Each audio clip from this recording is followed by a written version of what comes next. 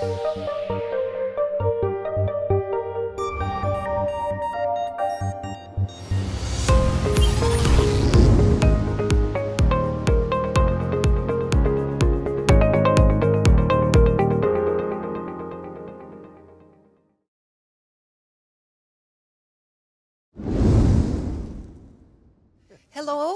it's me again. Hi, hello. Cristina from Colombia. All right, here we go. Okay. Yeah, it's all right. Let's go. Thank you. Thank you so much. So I'm back to back. I'm back here again. So thank you so much. This is my now formal presentation for this conference. Thank you again for Alliance HQE for the invitation, Bâtiment, for everyone that is involved in this session. I am very happy to be here to give you an overview a little bit more deeper into the challenges and opportunities around decarbonization. That's why in the previous conversation, I focused a little bit more on the European work of World GBC. So I'm happy here to share a little bit more of what World Green Building Council, but our partners, our green building councils do. And for that, I think there's nothing better than to have them speak about it. So I'm happy here to share a video from our members from around the world. We do a yearly campaign called World Green Building Week. And this year's campaign was Building for Everyone. If I can get some help, can we get that video rolling? I can do that?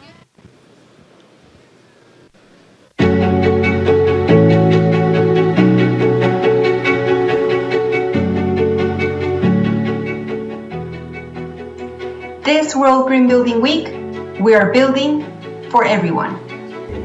Recent global shocks have taught us the importance of community and the consequences of human impact on the world we live in. 4 billion people worldwide are vulnerable to the impact of climate change. And the World Meteorological Organization reports we have a 50% chance reaching 1.5 degrees Celsius warming over the next 5 years. According to the World Health Organization, air pollution kills over 700 people a year. The energy and cost of living crisis is already disproportionately affecting our society's most vulnerable people. The global built environment is responsible for almost 40% of global energy-related carbon emissions and 50% of the extracted materials. The built environment accounts for 10% of employment and 50% of all wealth. By 2050, 1.6 billion urban dwellers will be regularly exposed to extreme high temperatures, which cause droughts and wildfire. And over 800 million people living in more than 570 cities will be vulnerable to sea level rise and coastal flooding. The built environment is part of the challenge and part of the solution. That's why for World Green Building Week 2022, our global network of over 70 green building councils and their 36,000 members is leading industry towards net zero carbon. Nursing, technical resilience. Built environments for everyone, everywhere. It's time to accelerate climate action y acelerar el proceso para el cumplimiento de los objetivos de desarrollo sostenible. It's time to put people back at the heart of the built environment. It's time to ensure we are building for everyone. Firstly, building for everyone means building for the planet. Because the planet's climate crisis is also a global health crisis. إلا لو اتحركنا دلوقتي وأخذنا الإجراءات العاجلة للحد من الانهيار المناخي. Millions of people will be negatively affected by increased temperatures. Infectious diseases will spread faster. And it will be harder to grow the food we need to live healthy. Secondly, building for everyone means building for communities. 1.6 billion people will lack access to safe, adequate housing by 2025. to To combat the global cost of living crisis, we must address inadequate and affordable housing. And enhance economic productivity. And environmental sustainability. And thirdly, building for everyone means building for economies. Sustainable built environments. Bolster our economy's most important asset. Rigid nature. Accelerating more circular and regenerative economy. Will create new jobs and savings on energy bills. We need to take urgent action now. To advance economies that are more productive and resilient for our communities and our planet. Join us in World Green Building Week. And get involved on social media. Follow at WorldGBC on Twitter, Facebook, LinkedIn, and Instagram. Using the hashtags Building for Everyone and World Green Building Week 2022. or contact your local green building council to find events near you. When we work together, we can transform the built environment for everyone. At a time when many of us are reflecting on how we can have a more positive influence on our world, these challenges remind us of what is possible when we come together to achieve a shared goal. Join us. It's so lovely to have other people speak on our behalf. So I guess I could even stop the presentation there. What's the biggest challenge we have? The numbers are daunting and the figures are really, really pressing, right? The numbers of people that are today suffering from climate crisis, the numbers of people that are now at risk because of the climate emergency, but also the opportunities are people, our networks. The biggest opportunity is us, and we cannot be discouraged that's our biggest asset. We cannot be discouraged with those stats because that's our biggest asset. So at World Green Building Council, we are catalyzing the uptake of sustainable built environments for everyone everywhere. And we have a holistic view on sustainability that is based on 3 pillars: climate action, health and well-being, and resources and circularity. And we are very proud to represent those over 70 green building councils around the world, because together we are leading the decarbonization and sustainability agenda of the built environment. We have over 60 partner organizations beyond the 70 GBCs, and of course, including, for example, the Global Alliance for Building and Construction that is with us today. Those are the 3 impact areas. And an important thing of our network is that our network of green building councils is aligned behind this vision of halving emissions by 2030 and taking action on key areas under those 3 megatrends on sustainability in the built environment. So where do we stand? As you can see, those numbers speak a little bit for themselves. As I said, we face a tremendous challenge with the built environment responsible for almost 40% of global energy-related emissions. We can no longer just talk about building better, more sustainable built environments. Of the climate pledges that are done through the UN process of the UNFCCC, and 192 climate pledges, only 80 have adopted or said they have adopted energy codes. And for those countries that are still building at a fast rate, sometimes there is even lacking energy codes. So we are lacking in ambition and lacking in regulation. And in areas where we expect that growth, I said there's almost no mandatory codes at all.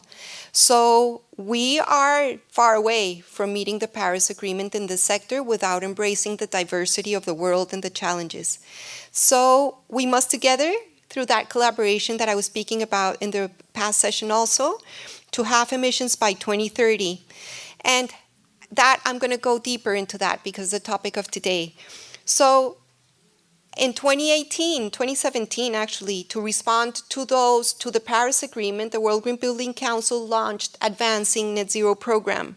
So working with green building councils across our network, we have developed tools, programs, and resources to promote the urgency and achievability of net zero carbon buildings, and of course, what we were talking, building capacity in the industry to achieve this vision.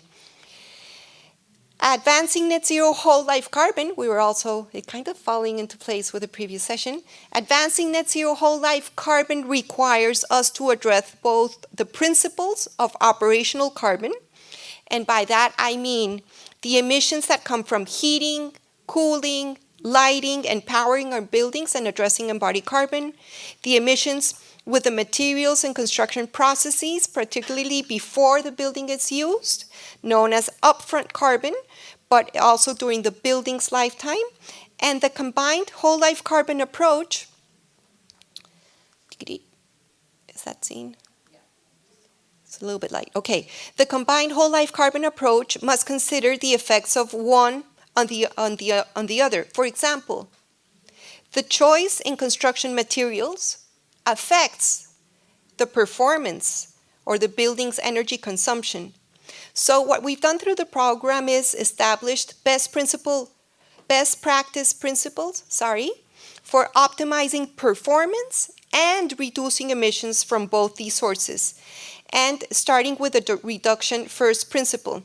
So the principles are in that slide. The operational, which is on the left-hand side of the slide, the principles means that for reducing energy consumption through energy efficiency measures, and then we can meet the remaining energy needs from renewable energy, either on-site or off-site. And for any residual emissions that we cannot deal with, for example, on-site use of fossil fuels, that should be compensated or accounted for. We cannot go away with the residual emissions. And all buildings should have a plan for deep decarbonization. So what does that mean? We're talking about transitioning to fossil fuel-free energy, and that should be a primary thinking in this industry. For embodied carbon, again, the principles are reduction first approach, prevent embodied carbon in the first place by maximizing opportunities to renovate existing buildings before choosing to build new. So if you have a building, think about it before knocking it down. It has a huge carbon debt to pay. It possibly can be renovated. So success in this industry is not just building and building. It's about using what we've already built. And then after that thinking, you can make low carbon design and material choices, such as what we were talking about before, modular construction. Of course, make your building site all electric and procure, using life cycle analysis, low carbon materials. Of course, we need to plan for the future, optimizing opportunities for the building reuse and adaptation, and of course, future disassembly. And that will need a lot of information. It's usually called materials passports. And finally, we need to start thinking on how are we going to account and act on the residual emissions, because decarbonizing the built environment is going to be hard, and we need to be fully accountable for all the emissions. So our vision at World GBC for a net zero whole life carbon is fast becoming an imperative from our sector. We've been very lucky to have the Building Life program mainstream it in the European context. And in order to adequately address emissions and create sustainable and resilient built environments, it means the following. So, mainstreaming means leadership, right? Join the net zero carbon buildings commitment from World GBC. We have a vision by 2030 and to achieve that all existing buildings should be reducing their energy consumption and eliminating all emissions from energy and refrigerants. By 2030, all new developments and major renovations should achieve maximum reductions in embodied carbon. The information is there. By 2030, all buildings globally should be at least having 40% less embodied and should be net zero in operational carbon. And these goals actually are embedded in the Marrakesh Partnership's climate action pathways for the human settlements for built environments. And of course, this is aligned with a 1.5 degree scenario. And of course, by 2050, net zero whole life carbon will be hopefully the mainstream that we need. For this to happen, you saw that we need many approaches to make sure we get there. But I think what we propose at World GBC is a good leadership initiative to get going. And green building councils from all around the world are developing, as I said, tools, resources, and educating their members on how to deliver on net zero buildings at scale and what the application of this vision means for the market. We were having a question on harmonization, but different markets have different visions depending on their local context, and that's the reality of the world.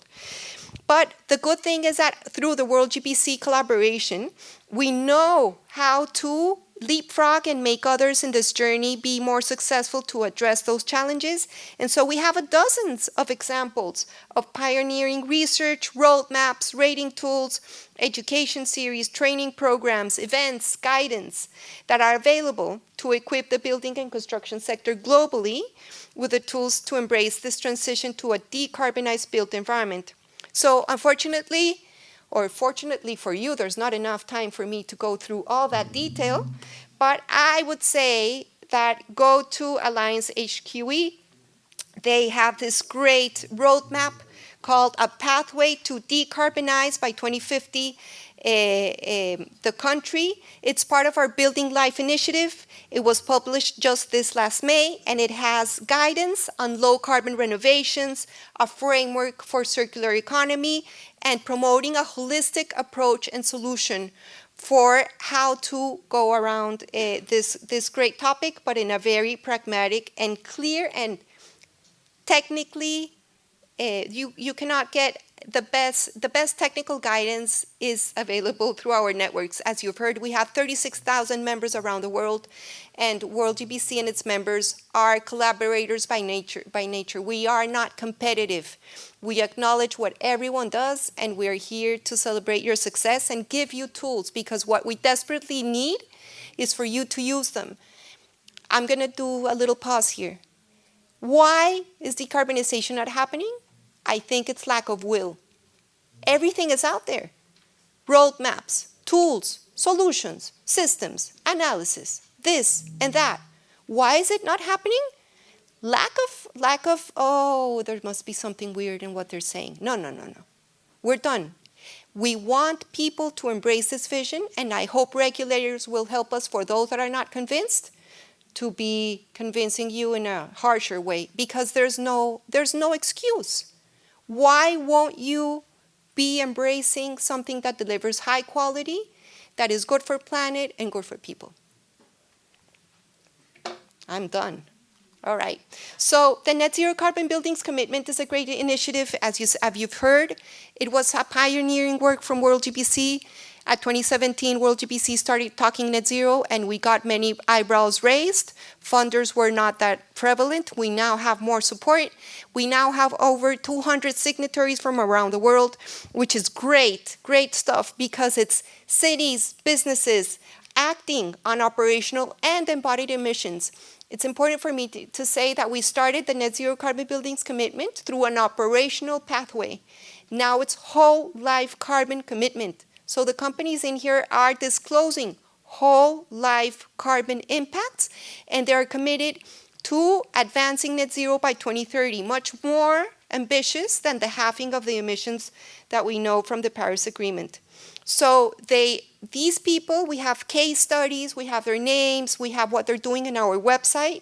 They are leadership, accelerating industry transformation, creating more demand, decarbonizing their own portfolios through their business activities. Why wouldn't you act in the biggest business opportunity that is net zero? There's loads of leading companies in this space. There must be something that is crucial that if you're not in this road. We are promoting through the commitment crucial climate action, demonstrating that actions and ambitions on the ground are taken forward. And lastly, I am from South America, from Colombia. Even the city of Cali from Colombia, which is a small town, has signed the commitment. And there is a pathway for decarbonization in Colombia that the Colombia Green Building Council launched this year, but supported by the World Resources Institute. So even countries that haven't been responsible for emissions know that the future is low carbon and that it is good for their economies, for their people, to embrace a non-polluting solution to this sector. Of course, achieving the vision is tough because we want it to be totally decarbonized. It kind of feels like the goalposts move, no? First we said operational, now embodied, now whole life, now circularity. But hold. Achieving that totally decarbonized vision that is also resilient, equitable, it cannot happen overnight, we know, but we're on it. It's really interesting in the work we've been doing with many actors, including the high-level climate champions and the Building to COP coalition. We are very rooted into what's called this ambition loop, because it is not the responsibility or the gift of one stakeholder. It's actually a very broad value chain that has to be moving in this direction. Every actor has a role to play as we get closer to the goals. So if one actor takes a step forward, let's say regulation, it mutually reinforces, for example, the leadership by industry, and then I, as a leader, I do a bit more, I'm anticipating regulation or the regulation is catching up, and then it reinforces. What does it mean? Leadership shows you can do better, regulation catches up, then the leaders say, I can do better, the regulation catches up, and then we're getting closer to having a reinforcing system that can recognize that it's not only front runners in the business taking risks to do better portfolios that are decarbonized, but actually, by addressing their own emissions and being ambitious and moving to net zero, they're giving a strong policy signal. So for those regulators, that's the direction of travel of industry, that red road here is mainstream. It's not a little bit. And then we'll be closer to creating more confidence in the investor industry to transition, more confidence in the investor industry to pick and hopefully only invest in low carbon solutions. Because my hope and the hope of the system is that those that are not fit for purpose do not attract capital. Because that's the other way where we can discriminate and make sure that the sustainable finance movement enables this ambition loop.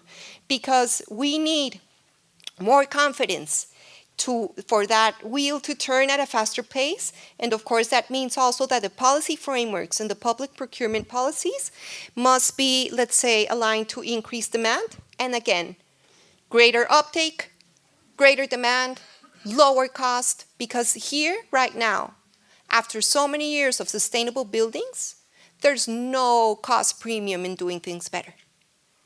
Everything is just out there. It's just a matter of choice early on in the design phase, and it can be done. So the good news is that we're also seeing great examples in that ambition loop in action.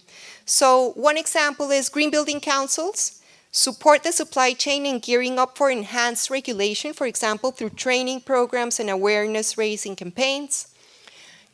Companies are also achieving carbon-neutral developments and portfolios, and of course, building retrofit schemes that are emerging globally to addressing energy efficiency much better.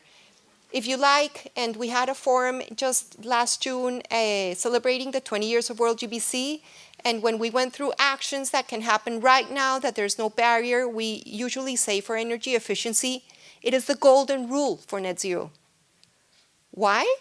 Use less. Don't use fossil fuel energy. And then we're on the right road. There's much more to it in the sector, but that's just common sense. And in today's world, common sense in prices surging, no, it's like, oh yeah, right, energy efficiency first. The other part of the wheel is cities and subnational and national governments. Not only as policymakers, these actors have huge public building stock and are setting targets. They must set targets to address their own emissions. So they create more demand. And of course, they can then commit by being consistent to have better policy interventions. And finally, signs of finance, of the finance and investment community, being focused and asking on disclosure of data to move capital towards low carbon development and the solutions that enable the energy transition. This is going to be a key theme at COP27, and I know you will be following closely. Let me go a little bit into the energy transition. According to IRENA is the International Renewable Energy Agency, over 90% of the solutions shaping a successful outcome in 2050 involve renewable energy through direct supply, electrification, energy efficiency, green hydrogen and bioenergy, combined with carbon capture and storage. And as in those 5 themes that IRENA mentions, the built environment plays a significant role in energy efficiency, in renewables, and electrification, meaning that the built environment can contribute to more than half of the measures to be on track to net zero. The investments needed for that energy transition will have to increase by 30% over the planned investments between now and 2050 to be like over 131 trillion in US dollars assets. And the payback will be at least $61 trillion by 2050. There will be sharp adjustment in the climate capital flows, and there will be investments being reoriented to align to energy systems that have a positive economic and environmental trajectory. The built environment is not in that positive economic and environmental trajectory. So it's a sector at risk of being put down or having more risk premiums. So as the energy transition goes, there will be jobs created in clean energy. And we know that the energy sector will create at least 122 million jobs by 2050. And that's renewable energy jobs alone, accounting for a third roughly. As we see a holistic global policy framework move to countries to commit to the transition, that means that finance will be looking into capacity and technologies. And the built environment is critical to enable also that renewable transformation. So we are part of that conversation. And there's at least 3 simple components in relation to the built environment and every building that must be designed today for those outcomes to be aligned with the climate goals and the needs of the energy transition. So 1, what can you do today? Reduce your carbon emissions and improve your energy efficiency. As I said, energy efficiency, golden rule to net zero. This, of course, applies to other sectors such as transport, but energy efficiency in buildings is one of the most cost-effective ways to reduce emissions. And if we would have done that in the building sector, we wouldn't be having this gas crisis because it would be better building stock, not needing that much energy.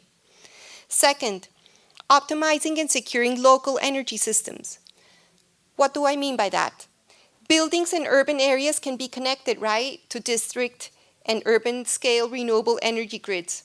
So sharing surplus on-site energy generation with neighbor buildings can become prosumers. And then we're part of the energy transition opportunity and the creation of jobs. Third, the production of low carbon energy.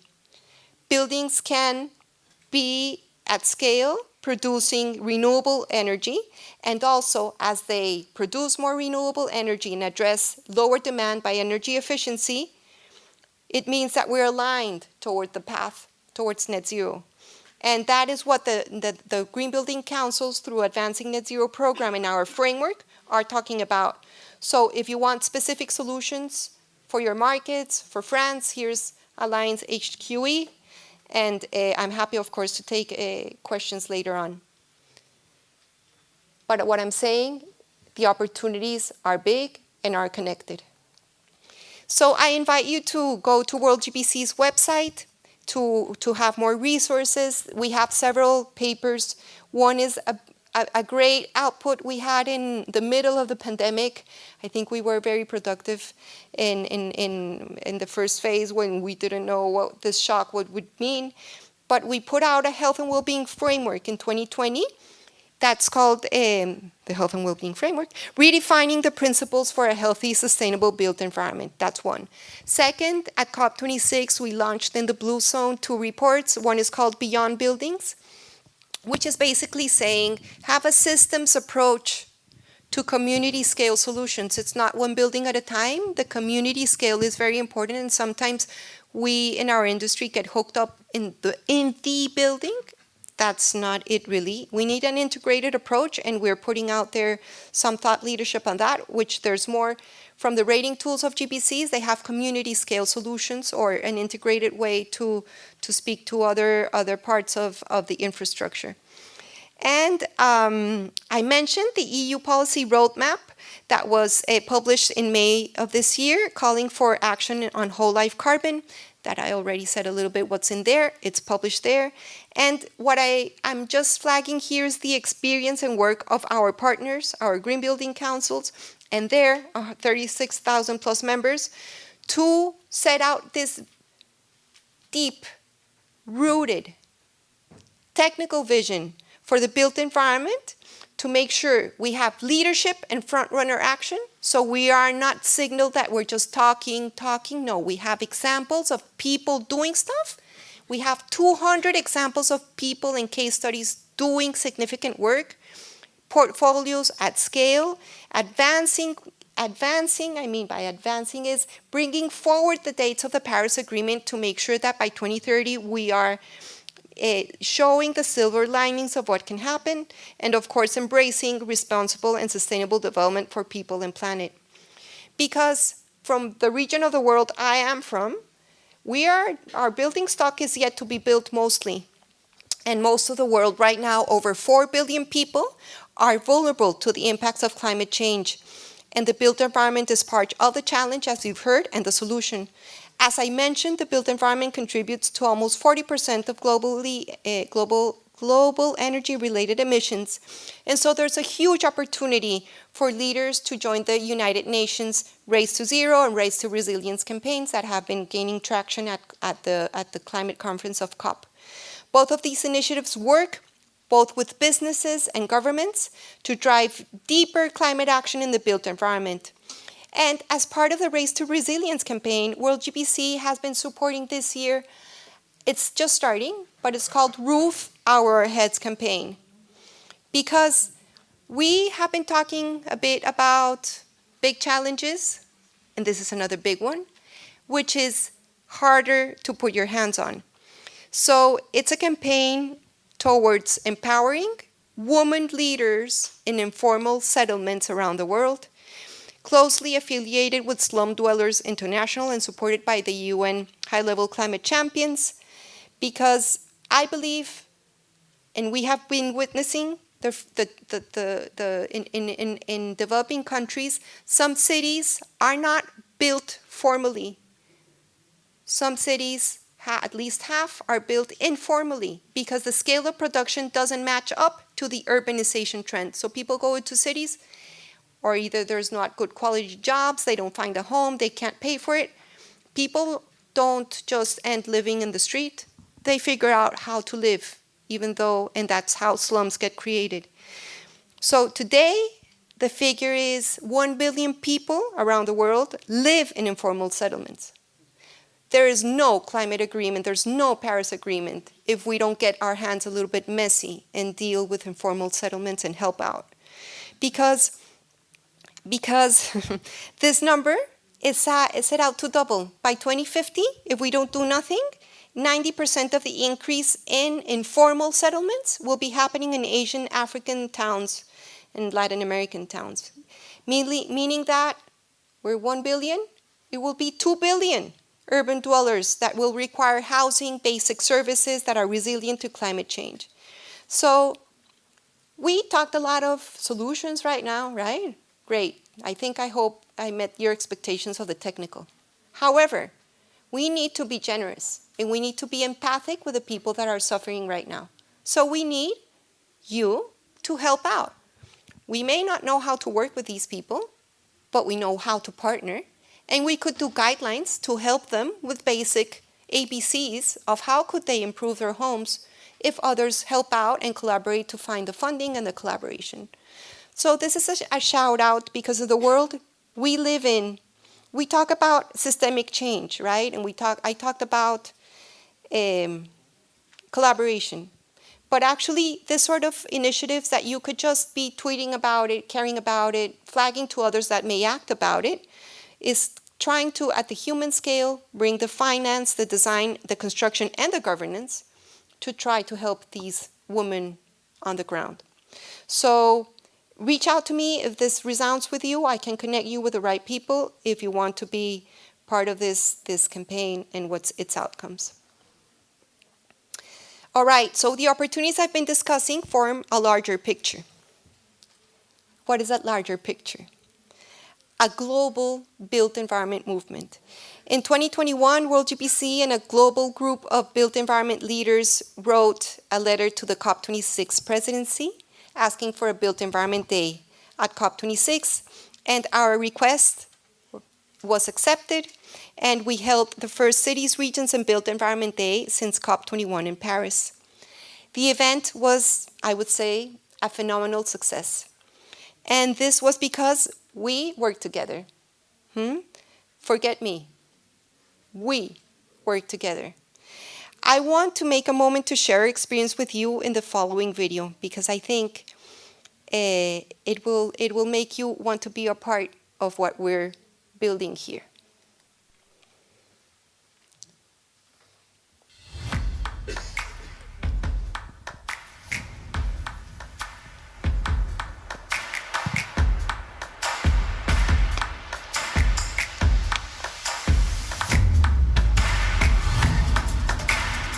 So we can't achieve the 1.5 goal unless we think about the three primary sectors that drive emissions: energy, transport, and buildings. Indeed, buildings or the built environment is critical in order for us to be able to drive our carbon emissions down. Leadership at every level and deep collaboration are the antidote to overcome the challenges of a historically fragmented and siloed sector. We are celebrating 1,049 cities joining the Cities Race to Zero. In 2020, in our NDCs was established that 100% of new buildings will reduce between 20 and 45% its energy and water consumption by 2030. From the standpoint of getting to net zero, we need our cities and our communities to establish building codes and directives that raise the bar. We know that net zero is not good enough. It's the time to act now. It's not just the governments who will be acting. It's not just the corporates who will be acting. We have to have a deeper collaboration with our own citizens, with our people. COP27 will be in Africa. What I expect to see at COP27 is all these commitments from countries, from cities, from companies. I'd like to see what they've done in Africa as well.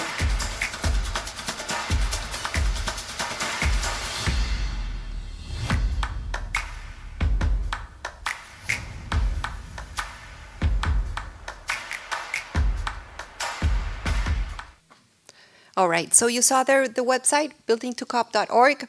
This year, at the Egyptian COP27 presidency has shared their priorities for this conference, and you, if you're following this, you may know about them, but it's around adaptation, mitigation, climate finance, and collaboration, and they're also calling it the Implementation COP.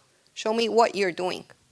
This COP will be against a dramatic backdrop of economic turmoil, and we will need to demonstrate a willingness to take action, implement solutions toward accelerating climate justice, solutions for reducing emissions at scale, and addressing a critical topic in the developing countries agenda, and it's been in the, or hasn't been in the agenda of the UNFCCC for 30 years, is loss and damage. And so the presidency is wanting to have it, and that's a tough one to have success on.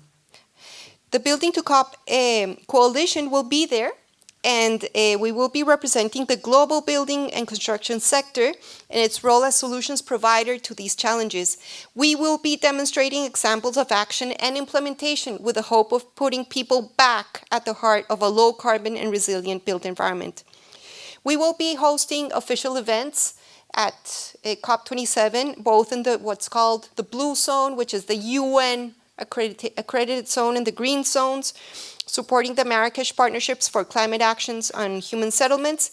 There will be a dedicated buildings pavilion from Global ABC, and we will be at World GBC announcing new guidance and initiatives aiming to deliver solutions for the sector. Of course, this is done through good comms and sharing examples from stakeholders of what's happening around the world to accelerate this transition. So why do this huge effort?